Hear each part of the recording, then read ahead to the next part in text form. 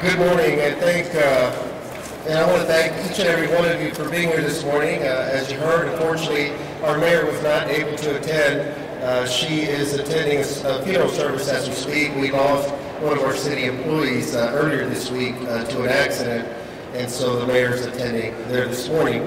But this is very important to me on a personal note. Prior to serving as a Houston City Councilman, I served as a Houston police officer for 18 years. And in fact, during my final terms as a police officer, I had an opportunity to be one of the first responders during Hurricane Ike when I worked as a Southeast Patrol Sergeant and responded quickly soon after the storm had passed to assess the damage and see what had occurred. So this is something, again, that's very important to me. And now on City Council, I serve as the chair of the Public Safety Committee. And the reason I'm here is just to, again, thank you for being here, to thank our sponsors for their participation, because I think that information is important. And I think that there's 4 things that I would like to make sure that you, takeaways that you can have with you. One is to make sure you make a plan. Second is to build a kit. Third is to stay informed. And fourth is to know your neighbor. We at the City of Houston have taken a lot of efforts to make sure that we're improving the information that's available to you. We have a website, readyhoustontx.gov. I'll repeat that, it's readyhoustontx.gov, that provides a lot of the latest information. We want to encourage you to make sure that you're checking on this site regularly, and also to register for CitizensNet. It's a monthly newsletter that goes out from the City of Houston with a lot of important information, because the key is to have this information not when the storm or serious weather event is upon us, but prior to that. So I want to make sure that you have all the latest information so that we can be paying attention to especially very vulnerable populations among us. For example, senior citizens. We have young children. We have the disabled community, and we have those pets as well, people that have pets. We need to make sure that we're taking care of all of these issues prior to a storm arriving. Also, for many of you, we're more engaged now in social media as well. You know, how many of you use some sort of social media or social media network? I know I'm very active on Twitter. I see some hands going up. But we also need to make sure that we're providing information that way. And many times, you as citizens are providing some of the latest information even before some of the news, the traditional news channels are providing that information to us. So we need to make sure that we're staying on top of that. And I also want to encourage you, just in today's paper, the City and State section of the Houston Chronicle, you'll read about one of our latest initiatives where we have 17 shipping containers that have been outfitted and transformed into mobile disaster response centers that will be, they're mobile, and they'll be taken throughout the community in an event, in a severe weather event. The good thing about these is that they will be trucked around the city, then deployed as air-conditioned water and ice distribution centers, information hubs, emergency cooling stations, and community gathering spots that would offer refrigerators for medicine and charging stations for laptops and cell phones. The wonderful thing about these containers is that we will not only utilize them during these weather events, but we'll also use them throughout the year.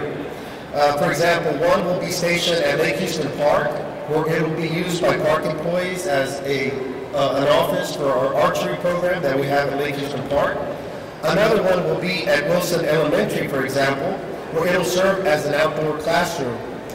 And finally, a third one will be used, for example, at Waltrip High School, where they will use it as a field office and a concession stand for some of their sports programs that they have out there. So again, you know, I encourage you to read up on that to see some of the latest information that we have. And in closing, I just want to encourage you to make sure that you walk through the different booths that we have here. Make sure that you take the information back to your neighbors as well.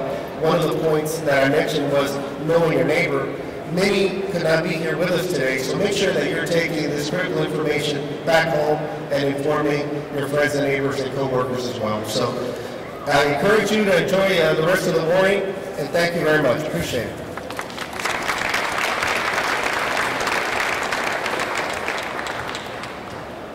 Well, good morning. I am County Judge Ed Emmett, for those of you who don't know me.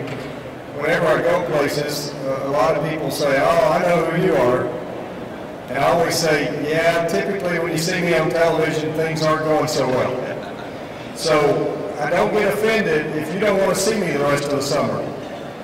But I can't guarantee that. The fact that you're here, you know, we're truly preaching to the choir. You've taken the time to come out. You're probably going to have a plan. You're going to stay informed. You're going to prepare kits. But it's important that everybody know where they live. And I don't mean that as a kid, you know, what's your address. Are you in danger of a storm surge? Because if you are, it's likely that you're going to be asked to evacuate. And if you're asked to evacuate, you're going to need to go. So you're going to learn a lot today. Perhaps things you think you already know, but you're going to learn more. If you're not in that storm surge area, we're going to ask you to shelter in place. Or yes, that now infamous phrase, hunker down. That really just, I grew up in East Texas. That's just a term that we use. There wasn't anything magic about that. But I have some people, and I was glad to hear Scott talk about the aftermath of the storm. Because all of us were pretty well prepared for the storm when Hurricane Ike came. But it's the aftermath that caused most of the angst and the grief. So a lot of that has been improved. I'm not going to take the time to go into the details about how those points of distribution are going to be improved and what's been done to get supplies to people who can't come to the pods. That's all going to be an important aspect of it. Centerpoint learned a lot of lessons from Hurricane Ike. The city learned a lot of lessons. But what's fascinating to me is I was asked after Ike, what was the difference between the way our community handled Ike and the way another community handled another storm? And the answer really is, it's pretty simple. The city of Houston, Harris County, the surrounding municipalities, the surrounding counties all work together very well. There wasn't any of this, well, who's in charge, who gets to do this. So we do that year-round. The staff at the city Office of Emergency Management, the county Office of Emergency Management, Galveston County, everybody works together. But the real reason we did so much better as a community is you. People went out and took care of themselves.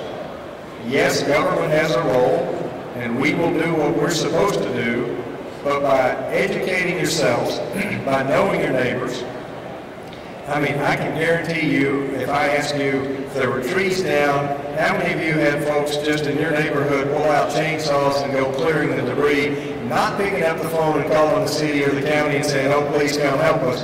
That's what has to happen for our communities to survive. We understand that, and we thank you. One other thing I have to mention, though, there are some people who cannot get themselves out of harm's way if an evacuation is called. Maybe for health reasons, maybe for economic reasons. But those people need to dial 211. That's a registry that if you get your name on the registry and you're in an area where an evacuation is called, somebody will come get you. We don't know to come get you if your name's not on the registry. So if you know somebody in that circumstance, please dial 211. That registry is recreated every year. So this is a great event. We're glad you're here. But before I sit down, Mayor Pro Tem, you may want to come back up here and join me.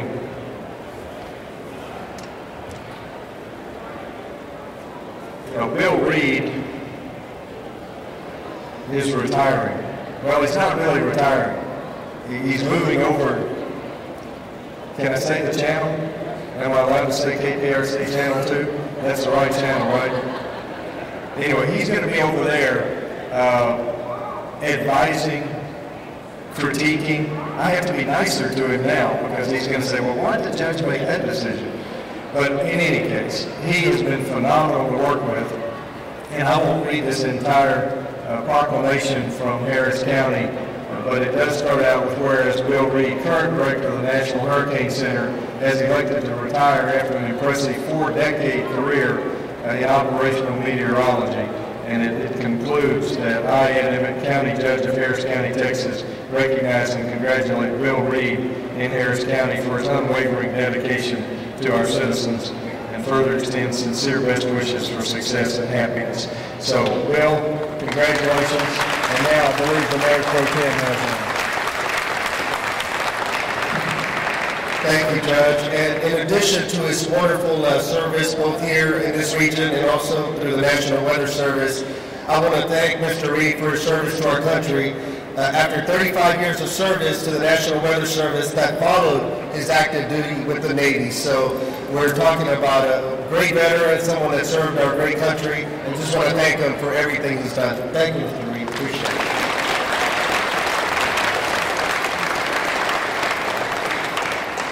And Bill, you may want to say a word in just a minute, but let me add one more thing that I get asked all the time that I forgot.